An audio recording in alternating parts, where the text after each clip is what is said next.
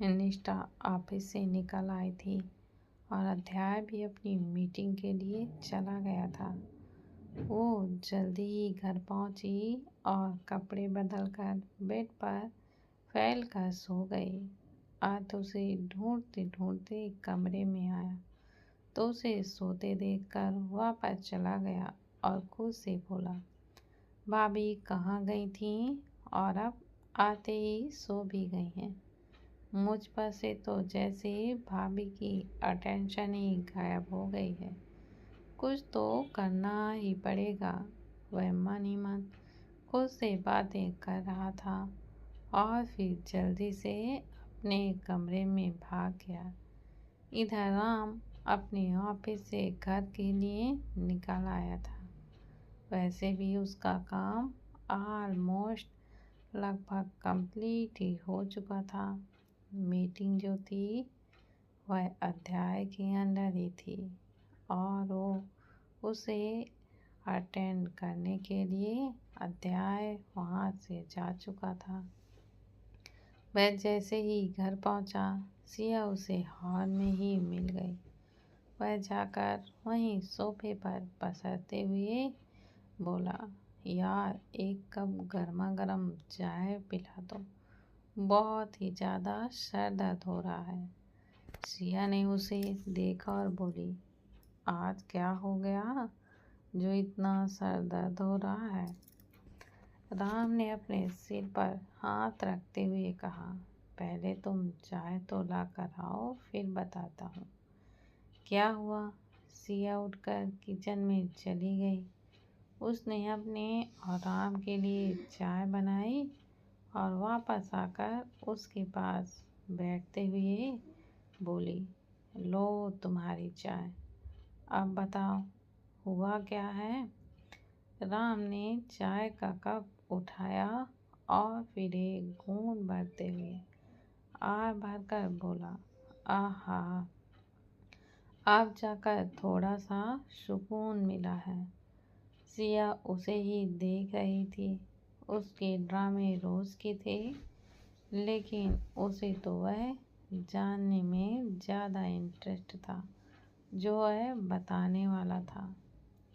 राम ने जब उसे इतना क्यूरियोसिटी से खुद की तरफ देखते हुए पाया तो मुस्कुराकर बोला, तुम्हें पता है आज क्या हुआ?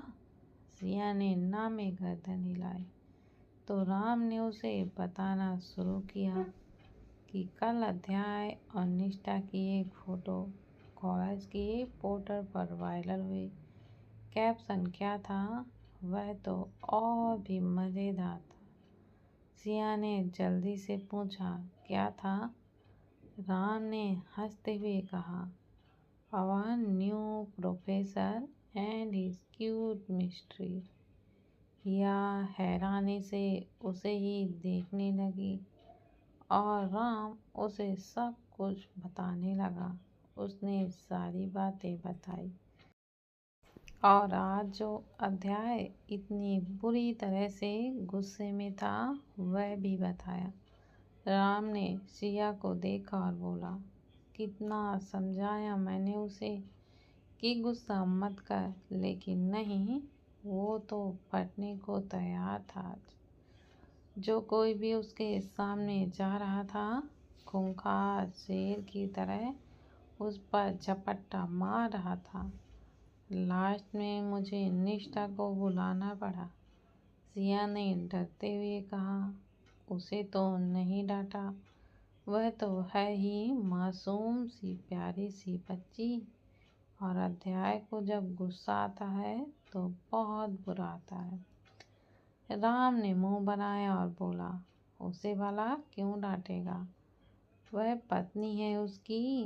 वैसे जो भी कहो, मैंने पहले ही अध्याय को समझाया था कि तुम ऐसा कुछ मत कर, बाद में पंगे होंगे, लेकिन उसने मेरी बिल्कुल भी नहीं मानी और पंगा भी इतना बड़ा हुआ कि आउट ऑफ कंट्रोल हो सकता था। जिया ने उसे घूर कर देखा और बोली, अगर निष्ठा की जगह मैं होती और अध्याय की जगह तुम होते तो क्या तुम ये नहीं करते? राम ने चाय पीते हुए फ्लो फ्लो में कहा, मैं भला ऐसा क्यों करता? देखो सीधी सी बात है यार, वह अपना लॉजिक दे भी पाता उससे पहले ही एक पुशन आकर उसके मुंह पर पड़ा। राम के हाथ से कप छूटते छूटते बचा, लेकिन चाय जरूर ही नीचे गिर गई थी। उसने जल्दी से कप रखा और सिया को घूरते हुए बोला, यह क्या तरीका है सिया? सिया उसे बराबर में घूरती रही। उसने जबड़े भींचते हुए कहा, तुम्हें नहीं करते ना, क्योंकि मैं तुम्हारी पत्नी नहीं हूँ। जब अध्याय अपनी पत्नी के लिए यह सब करता है तो तुम क्यों नहीं कर सकते? राम हैरानी से उसे देख रहा था। वह कैसे भूल सकता है कि उसकी बीवी अब नॉर्मल थी, जो छोटी सी बात पर भी उससे झगड़ सकती थी। और इस वक्त तो उसने खुद ही उसे टॉपिक दे दिया था झगड़ने का। सिया ने घूरते हुए कहा, तुम ना किसी काम की नहीं हो, नालायक हो नालायक। नहीं कहती मम्मी जी। राम ने उसे बेचारी से देखा और बोला, मैं ऐसा भी क्या कर दिया यार? और दूसरी बात, हम दोनों तो कॉलेज में साथ थे और तो अध्याय और निष्ठा जैसा सीन हमारे बीच कभी भी नहीं बनने वाला। सिया ने अपने गुस्से को जब्त करने की कोशिश को करते हुए कहा, सीन बनने या ना बनने की बात नहीं है मिस्टर शेखावत। बात यह है कि तुम मेरे लिए क्या करते और फिर क्या नहीं। मैं पागल थी जो तुम जैसे से शादी कर ली। क्यों पिघली मैं तुम्हारे लिए? यह बोलकर वह बेचारा सा छोटा सा मुंह बनाकर सोफे पर बैठे गई। राम बेचारा खड़ा खड़ा उसे हैरान सा देख रहा था। सिया ने कुशन फेंक कर उसे दोबारा सा मारा और बोली, निकलो तुम यहाँ से। तुम शक्ल मत दिखाना मुझे फिर से। खबरदार जो वापस आए, मम्मी को बोलकर तुम्हारी मैं पिटवाई लगवा दूंगी। राम ने उसे घूरते हुए कहा, यह क्या बात हुई? तुम मेरे घर से मुझे ऐसे कैसे निकाल सकती हो? सिया ने चिढ़कर कहा, बीवी हूँ तुम्हारी, यह घर मेरा भी है और मैं निकाल रही हूँ तुम्हें घर से। क्या कर लोगे? तुम ना एक काम करो, तुम मुझे छोड़ दो। हाँ, यही सही रहेगा। तुम भी खुश, मैं भी खुश। रोज रोज के लड़ाई झगड़े भी नहीं होगा।